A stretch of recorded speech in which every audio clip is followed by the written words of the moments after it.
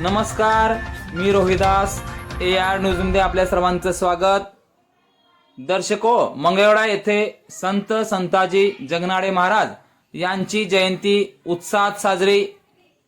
मंगळवेढा तालुक्यातील श्री संत दामाजी मंदिर येथे प्रांतिक तैलिक महासभा महाराष्ट्र राज्य उपाध्यक्ष संजय विभूते यांच्या मार्गदर्शनाखाली संत संताजी जगनाडे महाराज यांची जयंती उत्साहात साजरी करण्यात आली.